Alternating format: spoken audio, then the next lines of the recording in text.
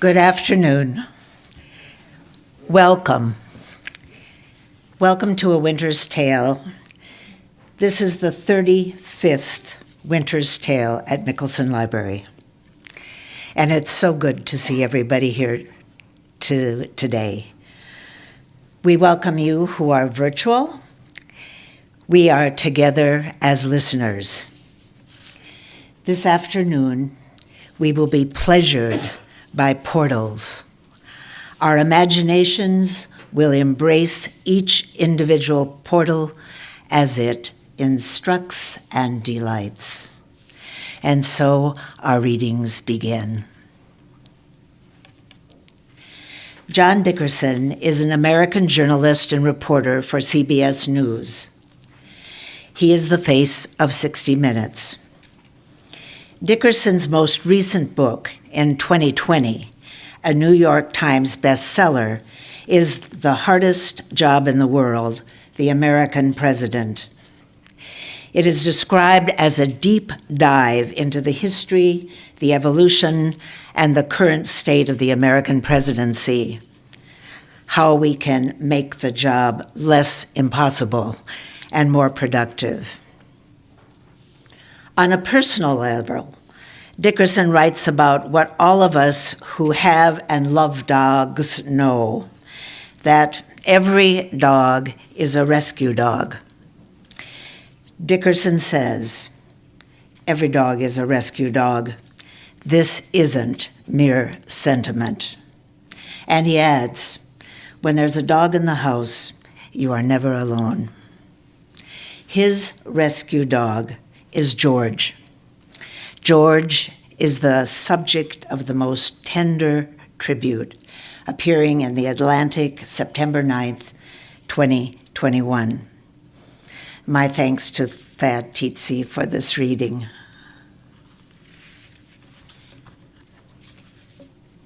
The world is never done catching up with Henry David Thoreau, who lived from 1817 to 1862, the author of Walden, Civil Disobedience, and other classics. So begins the book jacket for the 2021 book, Now Comes Good Sailing. Writers reflect on Henry David Thoreau. The anthology takes as its title the last complete sentence Thoreau is thought to have spoken before his death. Now comes good sailing. In the anthology, 26 novelists, critics, journalists present viewpoints on Thoreau from the perspective of different generations, genders, and areas of interest. Doolittle's Rebellion is the first of two readings from Now Comes Good Sailing. Stacey Vanek Smith is a longtime public radio reporter and host for NPR. She hosts The Indicator from Planet Money, a daily podcast covering business and economics. She has also served as a host for Marketplace.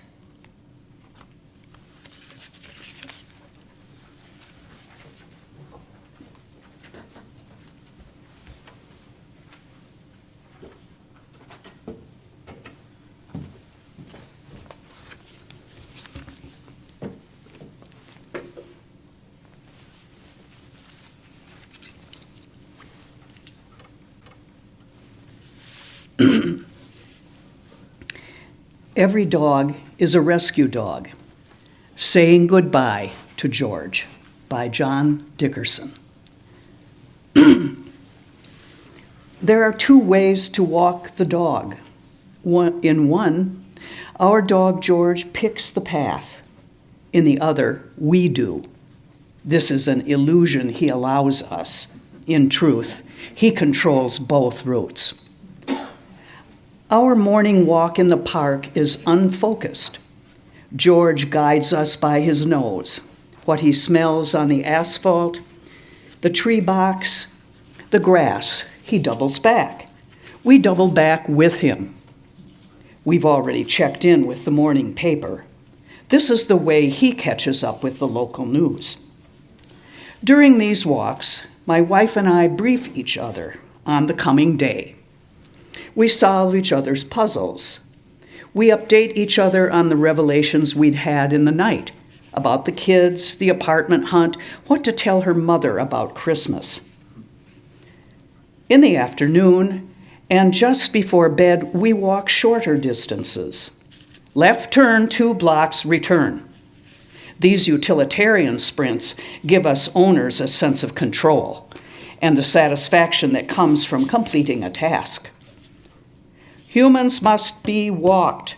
The basic texts for dogs managing their owners advises at least 2 of these during the day. In a life of busyness and ambushes on our attention, dog walks air out the brain. Sometimes they might seem like an inconvenience, but only in the way G.K. Chesterton defined inconvenience, an adventure wrongly considered. Considered correctly, the daily dog walks are a regimen of escape and pause. They enlarge our sympathies and sweeten our disposition. They pry open the day when it balls up into a little fist. The walk is the basic unit of the human and dog commerce of unconditional love. We take care of George, and George takes care of us. No matter how awful the day or how awful I am behaving at any given moment, George doesn't care.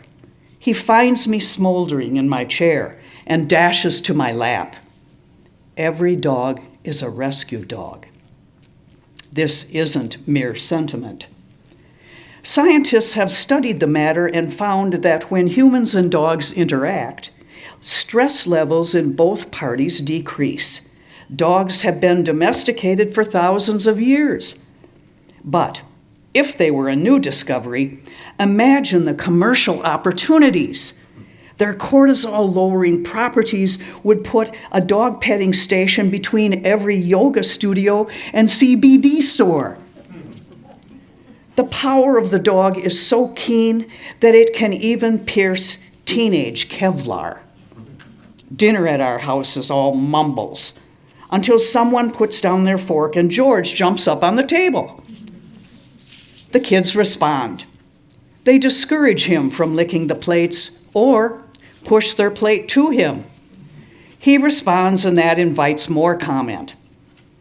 Communications start to be restored. George is the safe topic we can all address. The kids engage in light dog punditry about his antics. We revisit old stories. Soon enough, we're creased over with laughter when someone recalls how the mood-altering properties of chocolate made him go loopy to the tonsils. We would like to take George everywhere, but sometimes we can't. This is painful. We put him into a van that takes him to a farm. Each curbside handoff feels like a betrayal. As a puppy, George lived in a hoarder house with countless other dogs.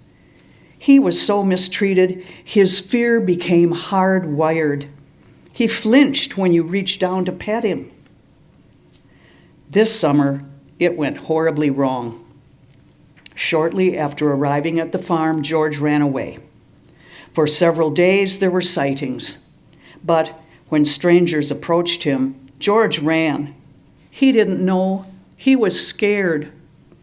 Our emotions spiked with each report until we received the call. A driver had hit him. George was making his way back to the farm. That road was the last big one he had to cross to safety.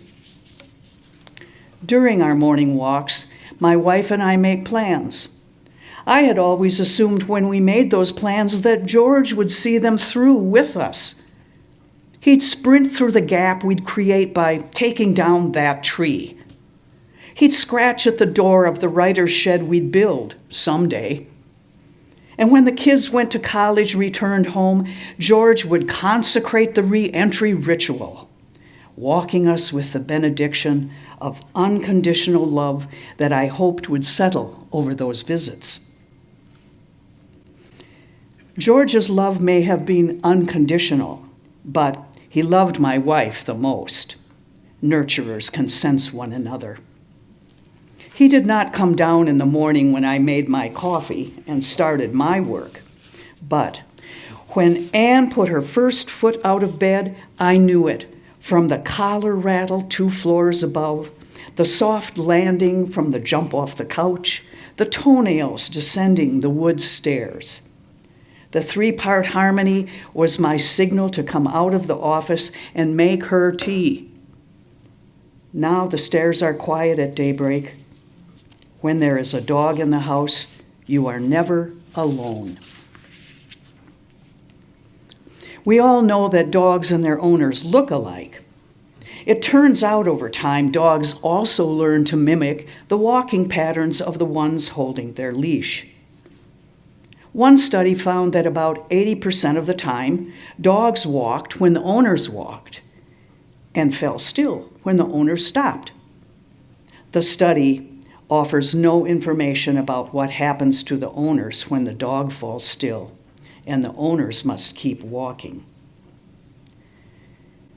We do continue our walks, but our path is straighter now. The routine feels insecure and teetering. Our walks will shorten one day and come to their own end. This is just the kind of thought that George would have known to distract me from. He would have been the solution to the melancholy of his absence.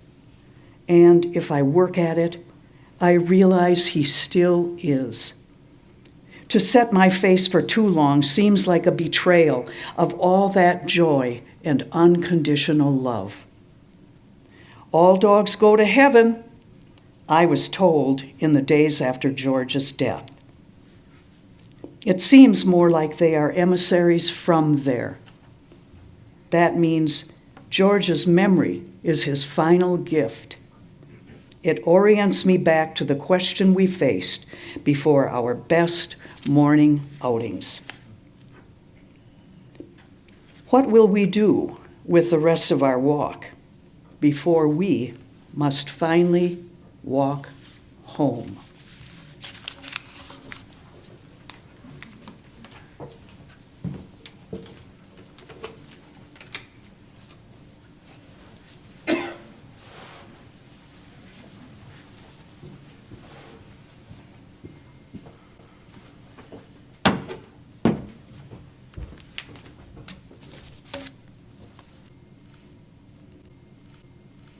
All right, here we go. Doolittle's Rebellion by Stacy Vanek Smith. I first read Walden in my high school English class.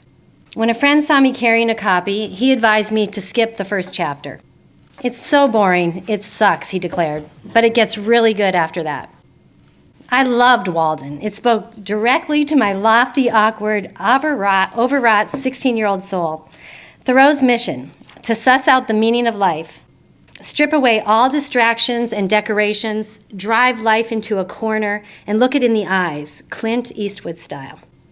Thoreau's method, leave civilization, take to the woods, and live as simply and independently as possible.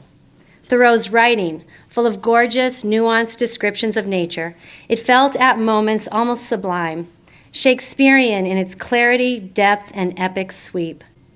In my little world, which consisted mainly of homework, unrequited crushes, and a quixotic quest to be cool, Thoreau's writing shone like a beacon. The book felt real. It stripped away all of the BS and got to the heart of what really mattered. I went to the woods because I wished to live deliberately, he writes, and not when I came to die, discover that I had not lived. I wanted to live deep and suck out all the marrow of life. I was enchanted. As far as the first chapter went, though, I had to agree with my friend. It was so boring, and it sucked. I skipped it. Chapter 1 of Walden is called Economy. It is not sweeping or epic or sublime. Thoreau is, of course, right about everything, but it doesn't make economy any less annoying. He emerges as a bit of a skinflint, carping about paying too much for various building materials and flour, Our hero fails to mention that he didn't actually pay for most of this himself, but rather was bankrolled by his friend and patron Ralph Waldo Emerson. Minor hypocrisies aside, the economy chapter seems to have no place in Walden. What does mortgage debt have to do with the meaning of life? What does overpriced flour have to do with the essence of existence? It feels preachy, clunky, and unworthy of the rest of the book. Fast forward 25 years, I work as a business and economics reporter for NPR and spend basically all of my time talking about mortgage debt, property ownership, consumerism, and overpriced flour. I see the economy chapter very differently now. What Thoreau saw clearly as a 30-year-old man, and what I have come to understand after 15 years covering business and economics, is that economy isn't about companies or financial markets or even money. At its core, economics is about relationship. It is a way of interacting with people and the world around us. Economy constantly asks the question, what potential value is contained in this land, person, job, thing? Is it worth it for me to spend my time, energy, efforts here? Is this land good for growing crops? Is this person a potential source of work or money or status? Is this a good price for flour? Is there gold in them thar hills? Economy is no less than a lens through which we look at everything, and it is always hunting for more, better, bigger. I should know. I have basically spent my career twirling the baton in the more, better, bigger parade. I have celebrated the stock market hitting 20,000, 25,000, and 30,000. The breathtaking expansion of GDP, international trade, globalization, consumer spending, homeownership, venture capital, technological breakthroughs, corporate profits, and at the same time, government debt going from billions to trillions, 2 harrowing recessions, a housing crisis, a debt crisis, an environmental crisis, and a global pandemic. Truly, I have loved every minute of it. Economy is vital and important, full of energy and change and drama. It is the stuff of life. Thoreau's Walden experiment was a rebellion against economy. He was going to get away from the trade that colors and curses everything and stands in the way of the essence and sacredness of things. Then he could really live. So how did he do it? What form did this great rebellion take? How was he able to really live once cursed trade was out of the way? Thoreau built a cabin, planted some vegetables, and then for the next 2 years did not much. He tended his garden, did some day labor for money. He claims to have worked about 1 day a week, leisurely even by European standards. Bathed in the pond every morning, occasionally entertained. Legend has it his mother dropped by on the regular to deliver pies. And he kept a detailed journal. But that was about it. There was no austere monastic regimen. Thoreau didn't teach himself any languages or read the canon or become a master craftsman or learn kung fu. Instead, he spent hours strolling in the woods, watching the ducks on the pond, paddling in his canoe, and playing his flute. In one memorable passage in Walden, Thoreau describes sitting in the doorway of his cabin from sunrise till noon, wrapped in reverie amidst the pines and hickories and sumacs, in undisturbed solitude and stillness, while the birds sing around or flitted noiseless through the house, until by the sun falling in at my west window or the noise of some traveler's wagon on the distant highway, I was reminded of the lapse of time. During those 2 Walden years, Thoreau didn't make or produce or create or innovate or better himself in any discernible way. Mostly, it seems, Thoreau just hung out. I am not the first person to raise an eyebrow at Thoreau's lazy rebellion. Locals evidently used to tease Thoreau and call him Doolittle. That is cruel, but not untrue. And while I have nothing against hanging out, this does seem like a strange way to suck the marrow out of life. Is this the way to really live? The great and mysterious secret to life is chillaxing? But all of Thoreau's chillaxing paid great dividends. The voice that emerges from that rickety little cabin is extraordinary. There is a freshness and a vitality to Thoreau's writing that is almost magical. His long lyrical descriptions of the pond itself are intoxicating and done with the ardor, intensity, and sensuality of a lover. Thoreau sees the pond as an utterly unique, infinitely complex living thing.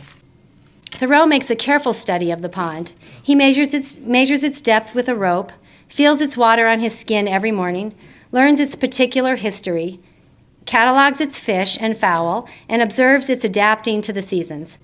His study of Walden is an anti-commodification. And in that way, the pond becomes a kind of portal that connects Thoreau to the sacredness of nature and ultimately to life itself, a kind of eye into heaven. Thoreau did not spend his life doolittling in the cabin. After his 2-year experiment, he re-entered society and economy and eventually moved back into the very comfortable 6-bedroom home his parents owned in Concord. He wrote his book, which he sold for $1 a copy.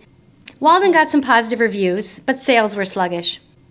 Thoreau died of tuberculosis in his early 40s with almost none of the trappings of a successful life. No fortune, no real fame, no wife or children. But the mark Thoreau made in his short life is astonishing. His writings on civil disobedience are said to have inspired Tolstoy and Gandhi. He was a fearsome activist, speaking out against slavery and participating in the Underground Railroad.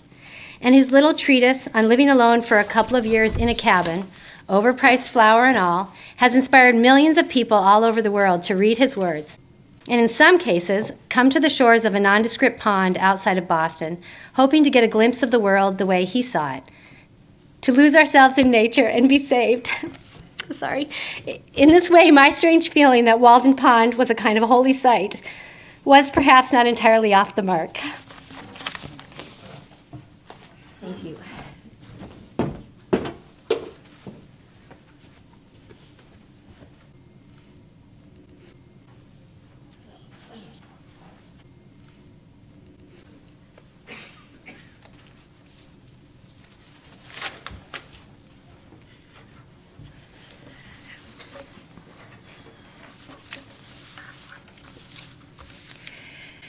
Caleb Elfenbein has devoted over 20 years studying and teaching and writing about Islamic traditions and the histories of Muslim communities. He studied Arabic and spent time in the Middle East. He is an associate professor in the departments of history and religious studies at Grinnell College, where he directs the Center for the Humanities. Caleb and his students have built a database documenting anti-Muslim hostility called Mapping Islamophobia. Public Lives by Caleb Ayer Elfenbein from Fear in Our Hearts. In November 2017, a college student named Maheen Hack published an op-ed in the Baltimore Sun called Being Muslim Is. I found her writing so moving, I emailed her immediately and thanked her for sharing her experience. She responded with a kind message. In her op-ed, Maheen explains what it feels like to be Muslim in rural Maryland, where she grew up. It's not easy. Her everyday experience is littered with indignities.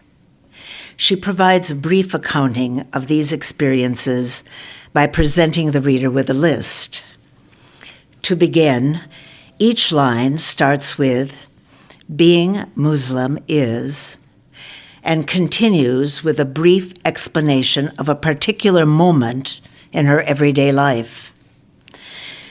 But then the list's style shifts.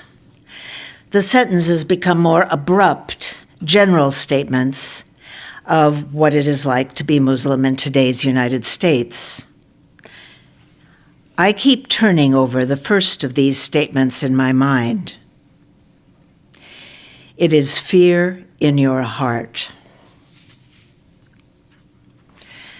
Maheen describes how this fear shows itself in her life, having to apologize for crimes committed by people she doesn't know, feeling powerless when others call her a terrorist, even though she herself feels terrified by the anti-Muslim hostility that has become such a significant feature of public life in the United States.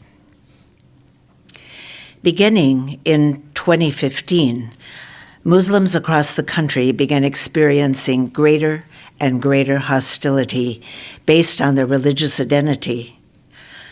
or at least what people assume to be markers of Muslim religious identity, like headscarves on women, turbans and beards on men, and brown skin.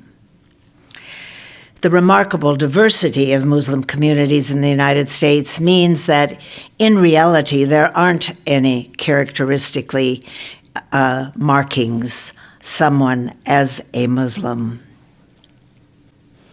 As a result, in addition to Muslims, many non-Muslims, including Sikh Americans and other peoples of color, have been targets of anti-Muslim hostility because of gendered and racial and racialized stereotypes about who seems Muslim. If Mahin's encounters with anti-Muslim sentiment and behavior can serve as an example in the United States experience, then maybe we can begin to imagine the toll this might take on people's lives, both as individuals and as members of a broader American Muslim community. Individual experiences of anti-Muslim hostility affect those individual lives. But the knowledge that anti-Muslim hostility is a more general phenomenon reinforces and deepens the entire community's expectation of further counters with hostility. This is how fear seeps into the heart. How does this fear affect life for Muslims in the United States? Mahin's story begins to answer this question. All of the moments she describes as having contributed to the fear in her heart took place in public. They are very much part of the conditions of her public life. The conditions of public life are all of the things that affect how much we feel we belong to where we live. One of the biggest determinants of whether we feel like we belong is interaction with other people. Take, for example, how we experience the ways people respond when we enter public space. Responses can be more or less subtle. Someone could, for example, say nasty or off-color things to you because of who you are, or who they think you are, or they could say things about you to others just loud enough for you to hear. Sometimes responses can be nonverbal. Police officers and other security personnel might be suspicious. At times, other people's behavior that isn't necessarily directed at us specifically can still deeply affect whether or not we feel like we belong in our local communities. When politicians or other public officials say disparaging things about people like me, whether in public or on social media, this affects me personally. These things constitute the conditions of our public lives. If we don't feel like we belong in our community, we are less likely to actively participate in public life. This has tremendous implications for our everyday lives. Mahin described it as fear in her heart. American Muslim responses to the conditions of their public lives offer a path for us all to consider moving forward. It is a path that leads us to a more humane public life. It's a fraught path because it has taken shape in the midst of vulnerable communities' fears. But it's a path nonetheless that can lead us to a public life together. On Monday, February 26, 2017, Mohammed Kumar stepped up to the podium at a meeting of the Downtown Rotary Club in Sioux Falls, South Dakota. He'd been invited to address the civic organization as the director of his mosque's public outreach and interfaith initiatives. After introducing himself and noting that he has 2 kids, both of whom were born in the United States, he says, "I have a confession to make. I've been doing talks like this, visiting churches over the past year, hosting different groups at our center.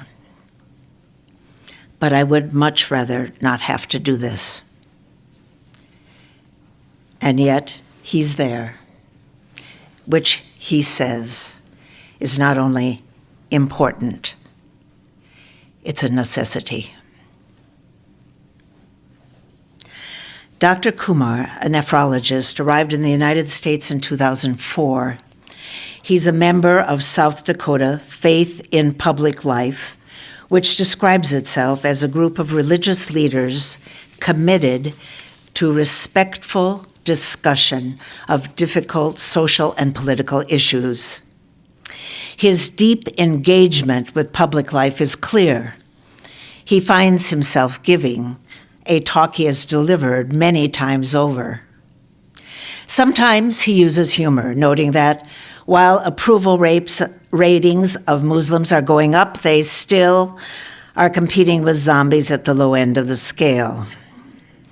Most of the time, he is serious. He notes that the number of anti-Muslim hate groups increased from 4 in 2010 to over 100 in 2016. He discusses the fact that nearly 6 in 10 Americans report not knowing anyone who is Muslim. He has taken on the burden of speaking to audiences in Sioux Falls so that in his city, that figure will decrease. He is humanizing himself so that Muslims don't remain an undifferentiated other. He wants his audience to feel like they know him and that he fundamentally shares their values. He talks about his first visit to the United States, which happened to coincide with the September 11th attacks, to illustrate this point. He talks of being terrified, of wanting to return to Pakistan as soon as he could. But what he found surprised him. He describes feeling like President Bush was speaking directly to him when he offered reassuring words that Islam was a religion of peace. Although he was aware of anti-Muslim activity occurring across the country in the wake of these attacks, he describes experiencing tremendous kindness from those around him. He decided then and there that he wanted to make the United States his home. It's hard to move past the idea that Dr. Kumar's outreach of the kind that he does is not just important, it's a necessity. During his talk, he says that he and the other 3,000 or so Muslims in Sioux Falls have decided to make the small city their home because they feel comfortable. They feel certain that, despite the conditions of public life nationally, they and their kids can move through their everyday lives in Sioux Falls without serious, immediate threat. Yet his mosque has an entire center devoted to public outreach, which, despite having a demanding professional life and kids at home, he directs. He also clearly spends a lot of time preparing and giving talks to audiences like Rotary. For his part, Dr. Kumar stood before the downtown Rotary Club in Sioux Falls because others around the country had been successful in paving a path of public hate, not because of a particular history of anti-Muslim activity in the city.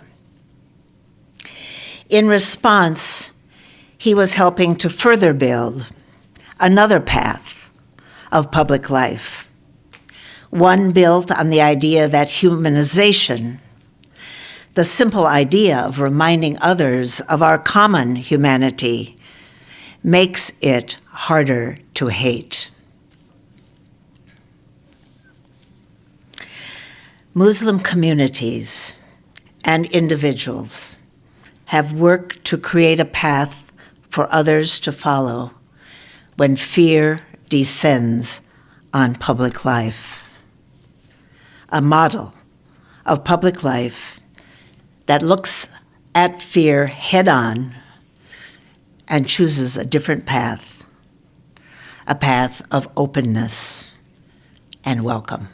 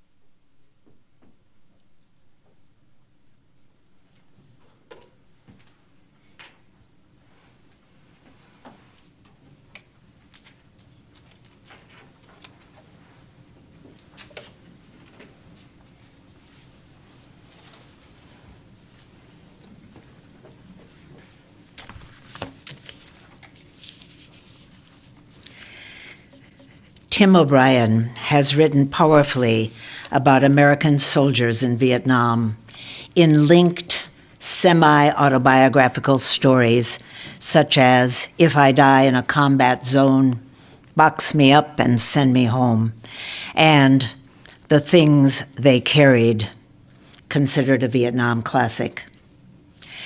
Tim O'Brien is from Worthington. He was my parents' paper boy, and in school the same years as my brother. O'Brien was drafted into the Army after his graduation from Macalester College.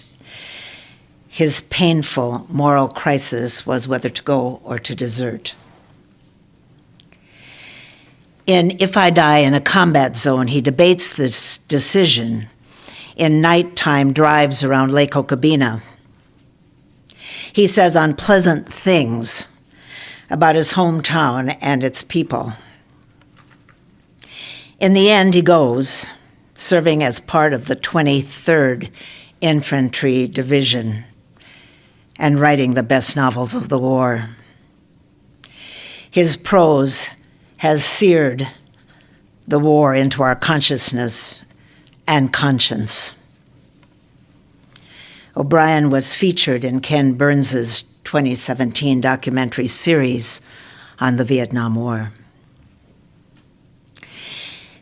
The essay, From Brooklyn to Worthington, Minnesota, appeared in the Smithsonian Magazine. I found this quote by O'Brien on the internet, no date given. Place is so important to me. The Midwest is like a ghost in my life. It's present as I look out the window now.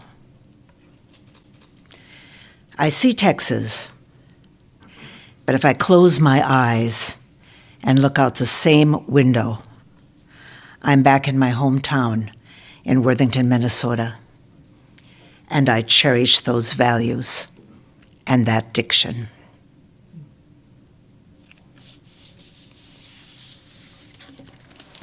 The second essay, from the collection Now Comes Good Sailing, is by Kristen Case, a professor of English at the University of Maine. She is a writer for whom Thoreau is a touchstone in her personal creative life. Quote, something to do with the way writing and life are always interwoven for him, unquote. She has published essays on Thoreau and is a co-editor of Thoreau at 200, Essays and Reassessments.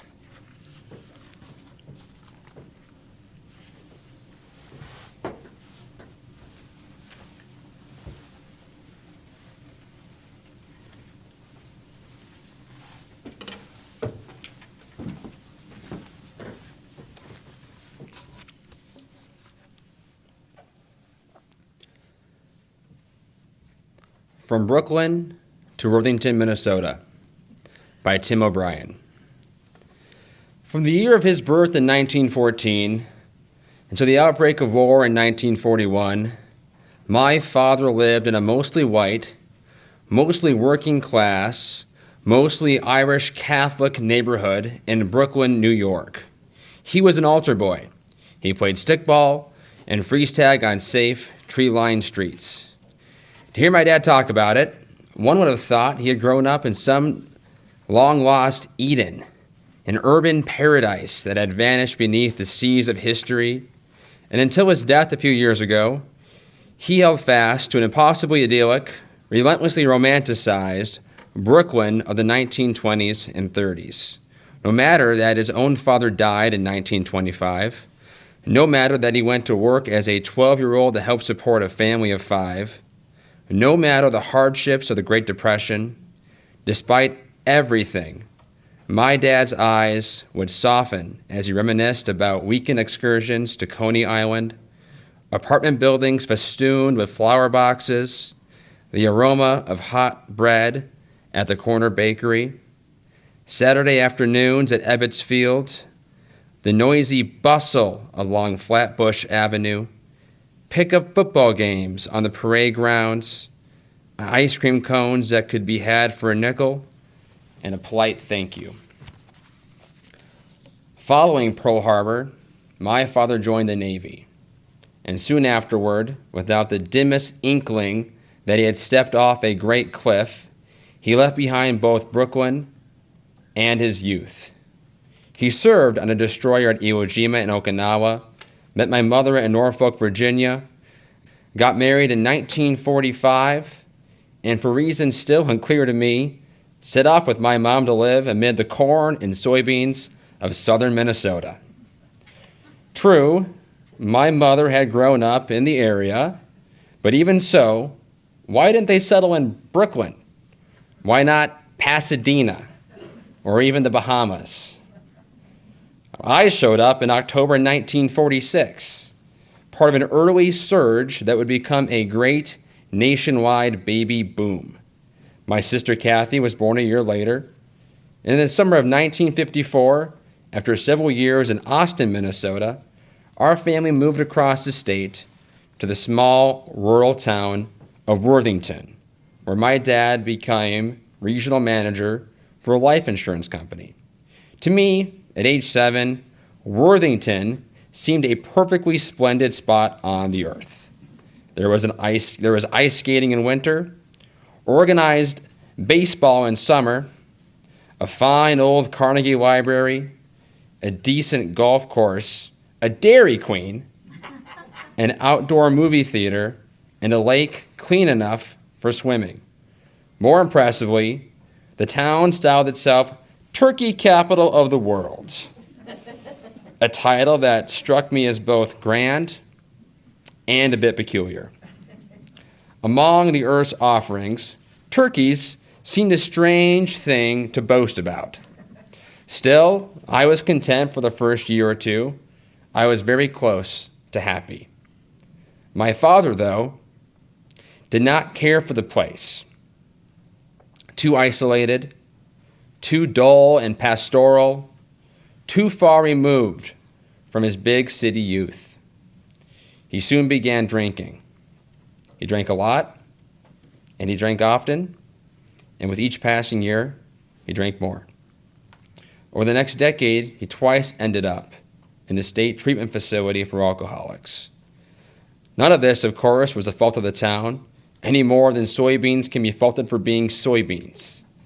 Rather, like a suit of clothes that may fit beautifully on one man but too snugly on another, I have come to believe that Worthington, or maybe the rural Midwest in general, made my dad feel somehow limited, consigned to a life he hadn't planned for himself, marooned as a permanent stranger in a place he could not understand in his blood.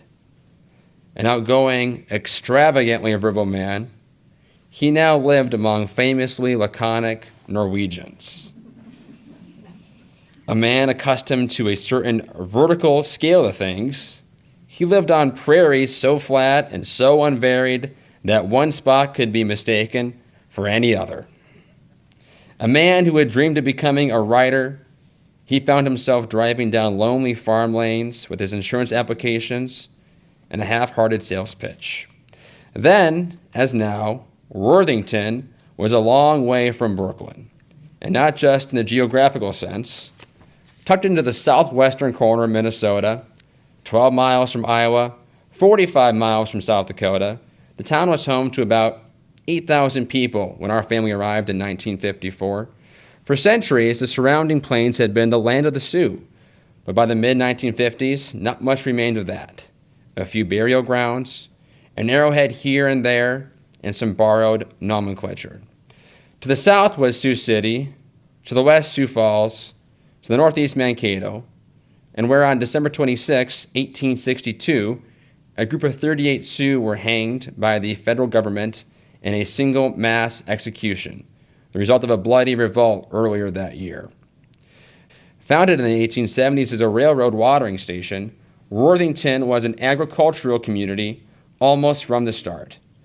Tidy farms sprang up, sturdy Germans and Scandinavians began fencing in, and squaring off the Sioux stolen hunting grounds, alongside the few surviving Indian names, like Okabena, Ochetan River, such solidly European names as Jackson and Fulda and Lismore and Worthington were soon transposed to the prairie. Throughout my youth, and still today, the town was at its core a support system for outlying farms. No coincidence that I played shortstop for the Rural Electric Association's Little League team. No coincidence that a meatpacking plant became and remains the town's primary employer. For my father, still a relatively young man, it had to be bewildering to find himself in a landscape of grain elevators, silos, farm implement dealerships, feed stores, and livestock sales barns. I don't mean to be deterministic about it. Human suffering can rarely be reduced to a single cause, and my dad may well have ended up with similar problems no matter where he lived. Yet unlike Chicago or New York, small-town Minnesota did not allow a man's failings to disappear beneath a veil of numbers. People talked. Secrets did not stay secret. And for me, already full of shame and embarrassment of my dad's drinking, the humiliating glare of public scrutiny began eating away at my stomach and at my self-esteem. I overheard things in school. There was teasing and innuendo. I felt pitied at times. Other times, I felt judged. Some of this was imagined, no doubt, but some was as real as a toothache. One summer afternoon in the late 50s, I heard myself explaining to my teammates that my dad would no longer be coaching Little League, that he was in a state hospital, that he might or might not be back home that summer. I did not utter the word alcohol, nothing of the sort. But the mortification of that day still opens a trap door in my heart. Decades later, my memories of Worthington are as much colored by what went on with my father, his increasing bitterness, the gossip, the midnight quarrels, the silent suppers, the bottles hidden away in the garage, as by anything having to do with the town itself.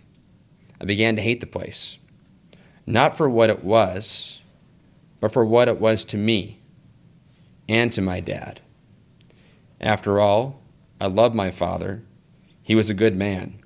He was funny and intelligent and well-read and conversant in history and a terrific storyteller and generous with his time and great with kids. Yet every object in town seemed to shimmer with an opposite judgment. The water tower overlooking Centennial Park seemed censorious and unforgiving. Main Street's Gobbler Cafe, with its crowd of Sunday diners fresh from church, seemed to hum with a soft, persistent rebuke. Again, this was partly an echo of my own pain and fear, but pain and fear have a way of influencing our attitudes toward the most innocent, most inanimate objects in the world. Places are defined not just by their physicality, but also by the joys and tragedies that transpire in those places. A tree is a tree until it is used for a hanging. A liquor store is a liquor store till your father almost owns the joint. Years later, as a soldier in Vietnam, I would encounter this dynamic again. The paddies and the mountains and the red clay trails, all of it seemed to pulse with the purest evil. After departing for college in 1964, I never again lived in Worthington. My parents stayed on well into their old age, finally moving in 2002 to a retirement community in San Antonio. My dad died 2 years later. A few months ago, when I paid a return visit to Worthington, a deep and familiar sadness settled inside me as I approached the town on Highway 60. The flat, repetitive landscape carried the feel of eternity, utterly without limit, reaching off toward a vast horizon, just as our lives do. Maybe I was feeling old. Maybe, Like my father, I was conscious of my own lost youth. I stayed in Worthington only a short while, but long enough to discover that much had changed. In place of the almost entirely white community of 50 years ago, I found a town in which 42 languages or dialects are spoken, a place teeming with immigrants from Laos, Peru, Ethiopia, Sudan, Thailand, Vietnam, and Mexico. Soccer is played on the field where I once booted ground balls. On the premises of the old Coast to Coast hardware store is a thriving establishment called Top Asian Foods. The Comunidad Cristiana de Worthington occupies the site of a restaurant where I once tried to bribe high school dates with Cokes and burgers.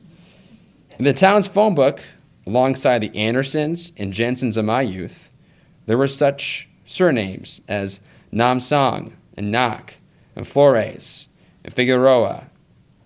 The new cosmopolitan Worthington, with a population of around 11,000, did not arise without tensions and resentments. A county webpage listing incarcerations contains a hefty percentage of Spanish, Asian, and African names. And as might be expected, few newcomers are among Worthington's most prosperous citizens. Barriers of language and tradition haven't completely vanished. But the sadness I'd felt on returning home was replaced by a surprised, even shocked, admiration for the community's flexibility and resilience. If towns could suffer heart attacks, I would have imagined Worthington dropping stone dead at such radical change. I was astonished, yes, and I was also a little proud of the place. Whatever its growing pains and residual problems, the insular, homogenized community of my youth had managed to accept and accommodate a truly amazing new diversity. Near the end of my visit, I stopped briefly in front of my old house on 11th Avenue. The day was sunny and still. The house seemed deserted. For a while, I just sat there, feeling all kinds of things, half hoping for some closing benediction. I suppose I was seeking ghosts from my past, maybe a glimpse of my dad, maybe the two of us playing catch on a summer afternoon. But of course, he was gone now, and so was the town I grew up in.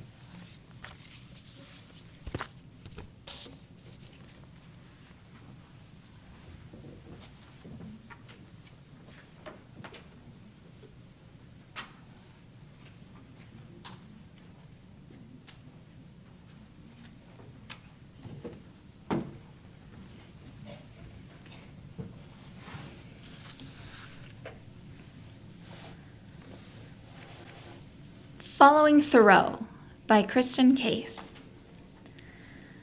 Like many, I disliked him at first.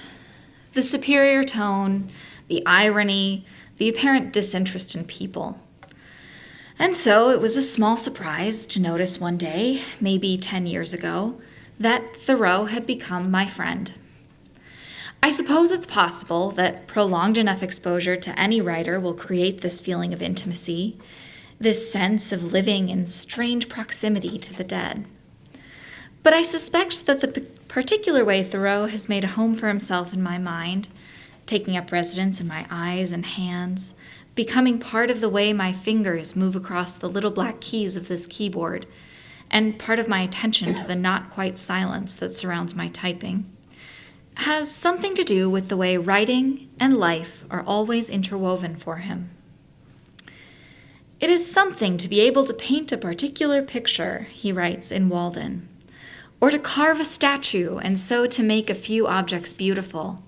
But it is far more glorious to carve and paint the very atmosphere and medium through which we look, which morally we can do.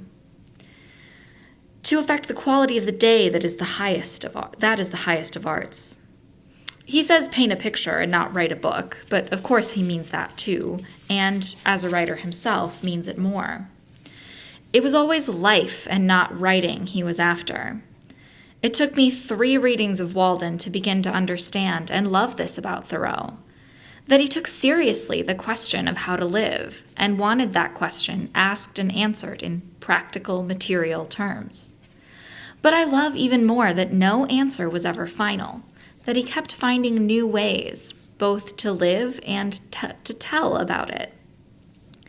My feeling of intimacy with him is the result of his commitment to this endeavor, his always seeking and finding new ways to represent life around and in him, to find what in it was writable, which is to say, what in it was shareable. Insofar as the act of writing is implicitly social, and it is worth noting how much of Thoreau's writing is explicitly so, his whole adult life was organized around essentially social practice, one that involved the translation or transformation of life into language for the sake of the former.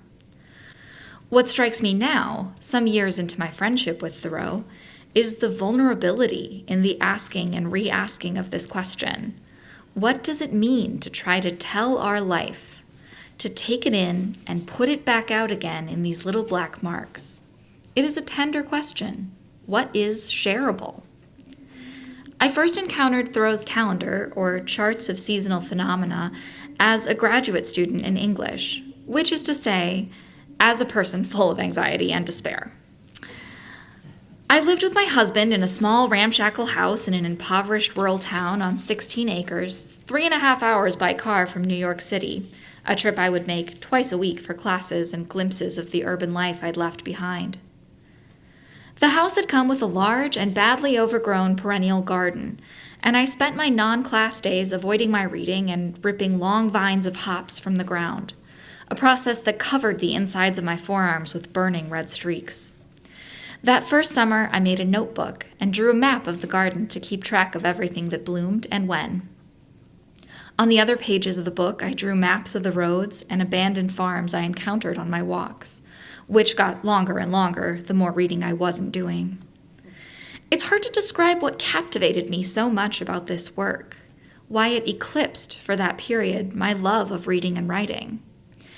I think it had something to do with the fact that, unlike the theoretical and philosophical texts I was attempting to master, none of it, not the gardening or the walking or the tracking of these in the little notebook, had to mean anything.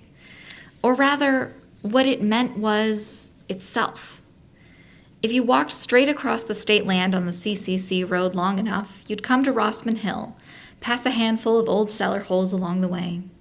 Sedum blooms in August. The hollyhock grows up behind the bee balm. I loved gathering these facts, drawing them into myself, and putting them back down again in the notebook. I especially loved the way the garden notes made me think not in terms of years, but in terms of months. Each July neighboring the next in memory and experience, somehow much closer to each other than the present July was to, say, September. It was a whole new way of navigating time. So when I learned about Thoreau's late-life charts of seasonal phenomena, hand-drawn grids on surveyor paper mapping out by date and year the notable natural occurrences for each month, ice in ponds or tubs, and first hard frost in October, sultry light and begin to sleep with open window in June, I felt I understood. The work was not to explain or interpret, simply to register what was here, what was happening. I also felt that I understood the shift in Thoreau's late journal away from the interpretation of facts and toward their ever more replete documentation. I liked it that as he grew older, this writer, who once spent so much ink exhorting us to change our lives, reserved more and more of it for quietly tracking and then registering the existence of the life around him. In the first years of my academic career, tracking became a way of thinking about what I wanted to do with literary texts. Academic culture was full of arguments and posturing, continual proclamation of the death of ideas. Transcribing the calendar was, in contrast, quiet, even passive work. Arguments were secondary to simple receptivity, to learning to read what he wrote. What he wrote was a trail I was following, just as Thoreau followed the trails of other species. In a journal entry from January 15, 1857, he writes, "The tracks of the mice near the head of Well Meadow were particularly interesting. They suggest an airy lightness in the body that impressed them, such as the delicacy of the impression on the surface of the lightest snow, where other creatures sink and night, too, being the season when those tracks are made. They remind me of a fairy revel. It is almost as good as if the actors were here. I can easily imagine all the rest. Hopping is expressed by the tracks themselves. Yet I should like much to see by broad daylight a company of these revelers hopping over the snow. There is a still life in America that is little observed or dreamed of. Here were possible auditors and critics which the lecturer at Lyceum last night did not think of. How snug they are somewhere under the snow now, not to be thought of if it were not for these pretty tracks. So it was so many thousands of years before Gutenberg invented printing with his types, and so it will be so many thousands of years after his types are forgotten, perchance. The deer mouse will be printing on the snow of Well Meadow to be read by a new race of men. One hears a longing throughout the journal, often in the context of waiting for spring or for the first blooming of a particular plant. Yet I should much like to see, he writes in his understated way, noting both the way nature withdraws and the way it consoles, the little tracks giving to imagination what they deny to physical sight. The mice register themselves, leaving tracks or traces for us to read or follow, conjuring as we do that life that made such marks, the airy lightness in the body that impressed them. Most beautifully to me, the last sentence reverses the idea that printing represents an advance on such mark-making, suggesting instead that proper progress would entail a greater human literacy in the delicate language of field mice. I began working on transcribing the calendar charts because I was drawn to this way of being in the world and wanted, as naive as it sounds, to learn it from Thoreau. I spent hours moving between the charts and the journal from which they were drawn, learning the characteristic movements of his hand, the way the words ran together and sometimes pulled apart, the way a small word like in or by could register as nothing more than a small wave. The task was wonderfully straightforward, if often difficult.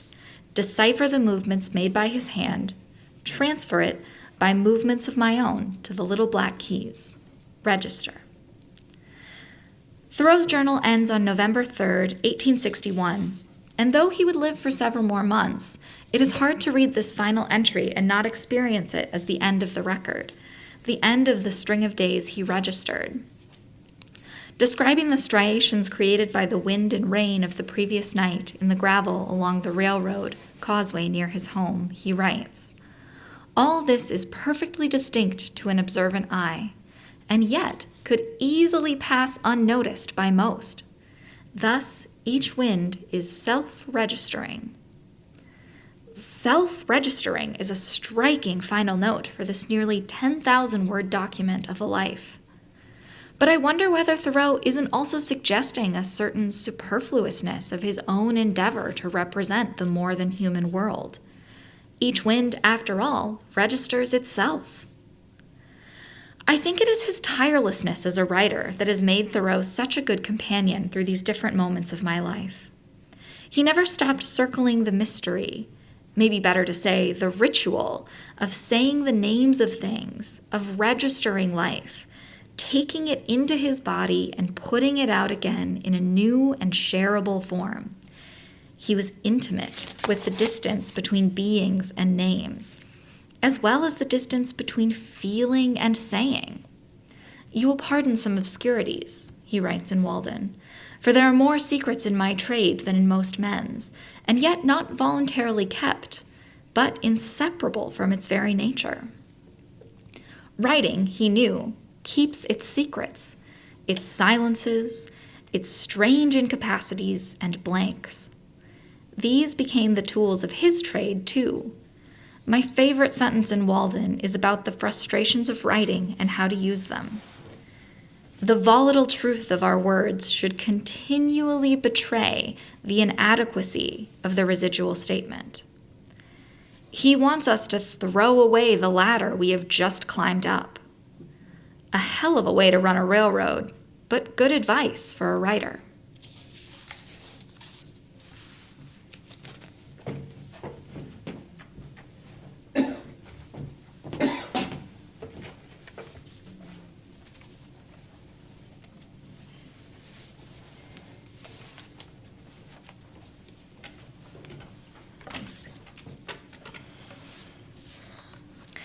Renelle Thompson and her staff of librarians and technicians are masters of details. How fortunate for us that they embrace all challenges to produce A Winter's Tale. Thank you, Renelle, Lisa, Donovan, Kelly, Kelsey, Greg, Becky, Cassandra, everybody who has been involved with this production. Thank you, Scott, for your years of creating a perfect sound system. Thank you, readers, each one. Thank you, Andrew. To the audience in person and virtual, thank you. You are the reason for this program, celebrating words and music. Wendell Berry, born in 1934, is a poet in the line descended from Thoreau and Emerson. He has farmed in Kentucky near his birthplace for over 50 years. He says that every generation is a bridge between something that's past and something that's coming. The Bloomsbury Review writes that Berry is one of those rare individuals who speaks to us always of responsibility, of a live and aware participation in the arts of life, be they composing a poem, preparing a hill for planting, raising a family, working for the good of oneself and one's neighbors, loving.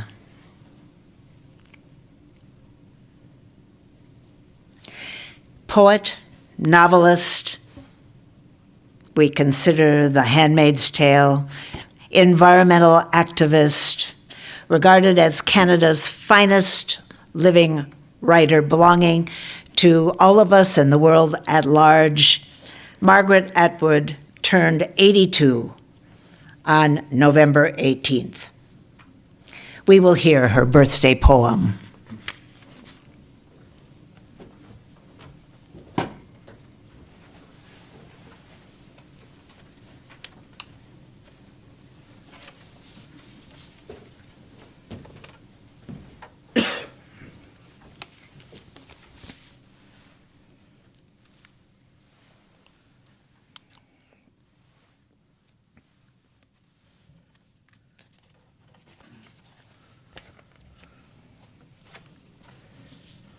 "70 Years" by Wendell Berry. Well, anyhow, I am not going to die young.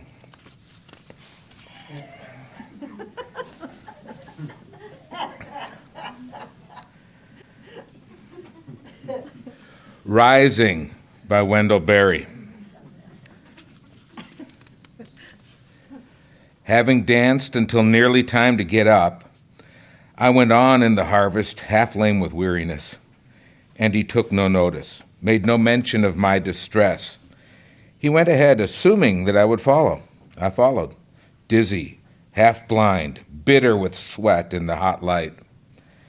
He never turned his head, a man well known by his back in those fields in those days. He led me through long rows of misery, moving like a dancer ahead of me, so elated he wasn't able, filled with desire for the ground's growth.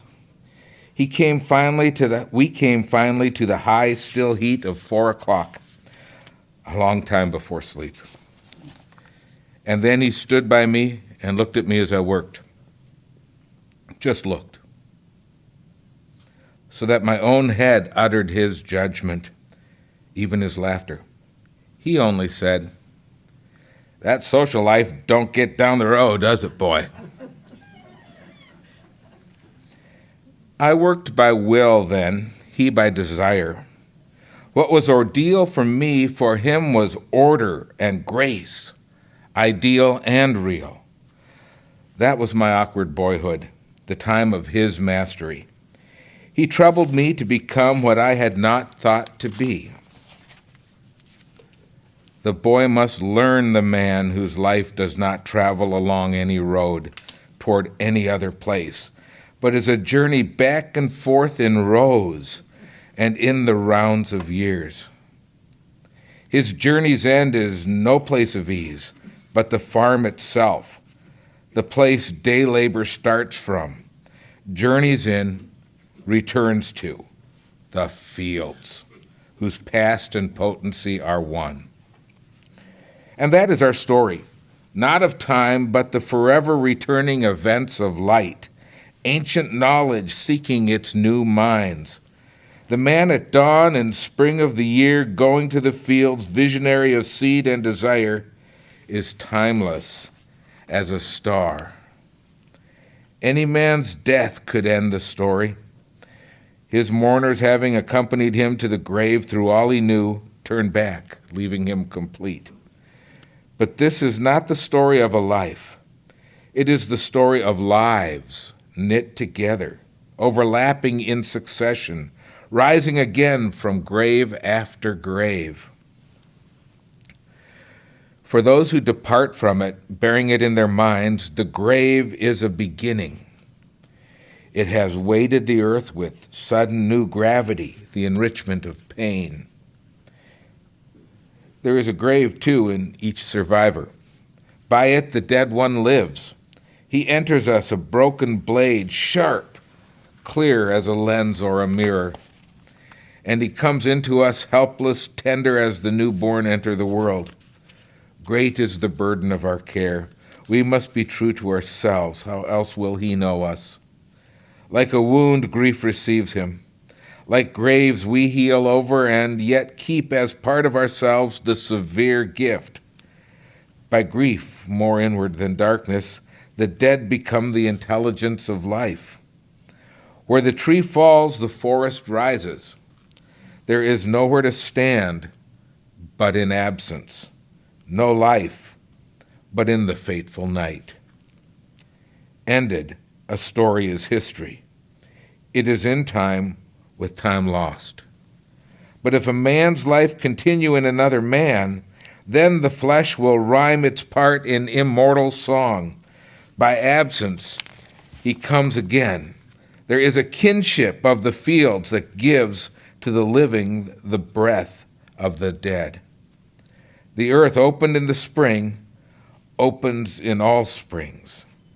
Nameless, ancient, many-lived, we reach through ages with the seed.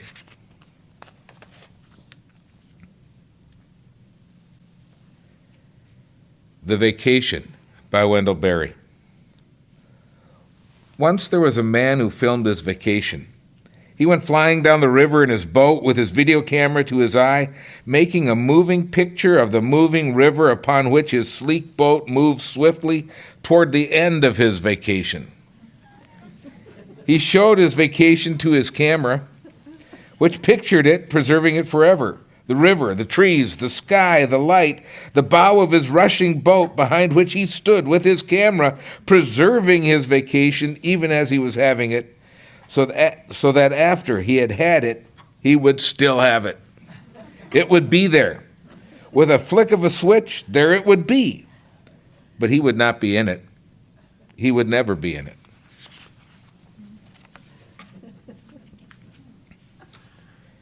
The Plan by Wendell Berry. My old friend, the owner of a new boat, stops by to ask me to fish with him.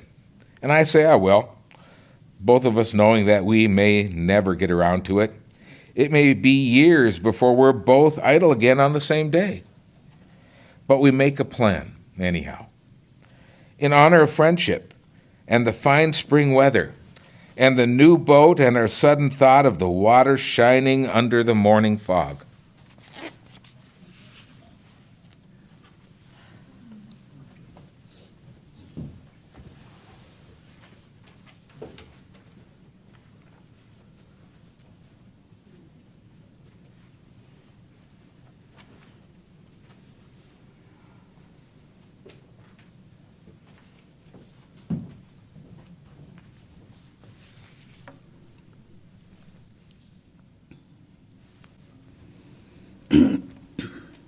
The Moment by Margaret Atwood. The moment when, after many years of hard work and a long voyage, you stand in the center of your room, house, half-acre, square mile, island, country, knowing at last how you got there and say, I own this, is the same moment. The trees unloose their soft arms from around you. The birds take back their language, the cliffs fissure and collapse. The air moves back from you like a wave, and you can't breathe. No, they whisper. You own nothing. You were a visitor, time after time, climbing the hill, planting the flag, proclaiming, we never belonged to you. You never found us. It was always the other way round.